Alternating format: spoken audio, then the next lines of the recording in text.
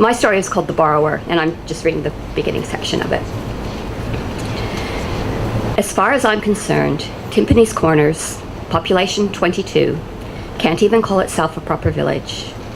It's just a place out in the middle of nowhere where two roads, one paved and one graveled, intersect at perfect 90-degree angles, as if someone used a giant protractor to make sure.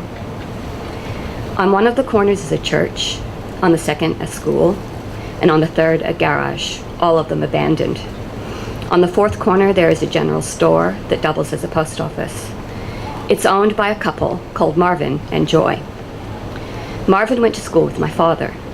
Whenever I see him, Marvin asks how my father is, and I smile and lie and say, he's good. The town we moved from when we lost our house is only about a half-hour drive from the corner, but the bus ride to the high school takes almost 2 hours each way. I'm the first on the bus in the mornings and the last off in the evenings. When I miss the bus, my father drives me to school. It gives him an excuse to go into town, but the hotels don't open until 10, so he gets me to school late. I hate having to go to the office to get a late slip, but the worst part is walking into class because everyone watches me. I was late on Friday. I slouched at my desk at the front of the room, trying to make myself invisible. We were doing geometry, and I tried to draw a parallelogram. It wasn't perfect, so I turned to the boy behind me and said, "Can I borrow your rubber?" Everyone laughed, and I didn't know why, and I wished I was anywhere else. Our new house is on the graveled road, about 2 kilometers from the corners. We are renting a farmhouse that sits at the end of a long, straight driveway, bordered by an orderly row of pine trees, standing at attention like soldiers. It's a windbreak, my father told me, to protect us. He grew up in the country, not too far from here, so he knows about things like that. I like to climb the tallest pine tree. I climb until I'm above the grey slate roof of the farmhouse, and the tip of the tree starts to wobble from side to side like a roly-poly children's toy. I wish you wouldn't climb so high, my mother says. She's always been afraid of me falling. From the top of the pine, I can see the corners in one direction, and in the other direction I can see past Wendy's house, to the spot where the graveled road gives up on the idea of running in a straight line and winds its way down the hill to the creek. I can't see the creek because it's hidden by trees. Between the corners and Wendy's house are fields and farmhouses and barns fit together like tangrams. Our square farmhouse is made of grey blocks and has 4 levels, counting the basement and the attic.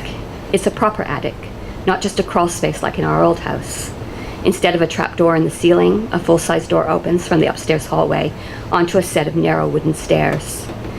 There are wooden floorboards in the attic, but no railing around the rectangular opening to the stairway. I like to sit in the silvery light of the only window and write in my diary. It has gilt-edged pages and a lock with a tiny key that I keep on a string around my neck.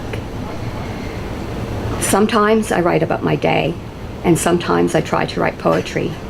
But mostly I write about how things never stay the same, and whether I really want them to. I write about never being perfect enough, and whether things would be better if I were a boy. I write about the difference between borrowing and stealing, and where to draw the line between the two.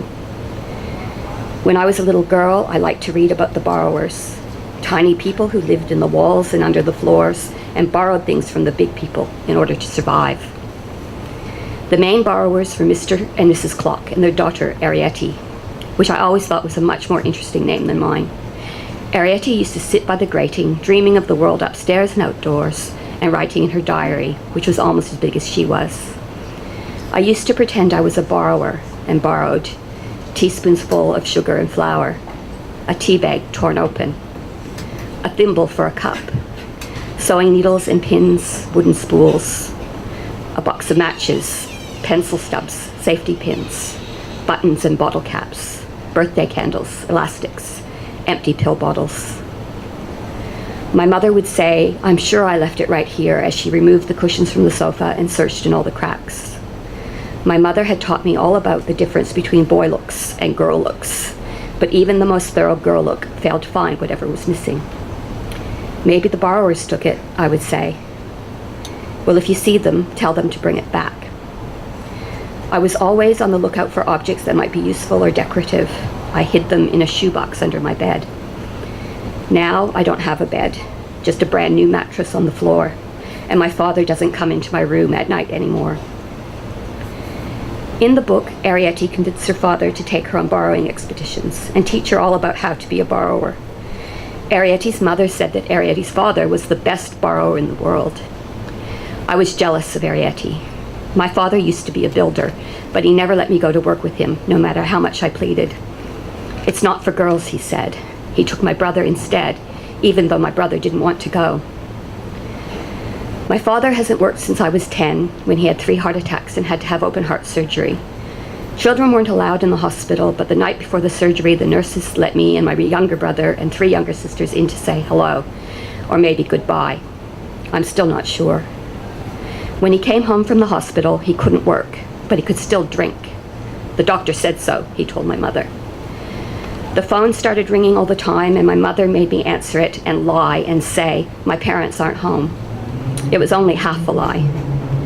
One day I came home from school and there was a for sale sign in front of our house and new holes punched into all the walls. Now my father is an inventor.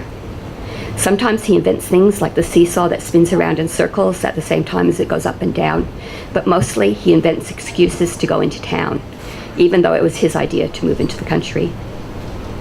He's not a very good inventor. My mother always says he has good intentions, with a silent but. He fails to follow through, or things don't turn out quite the way he expected. Sometimes they go horribly wrong. Thank you.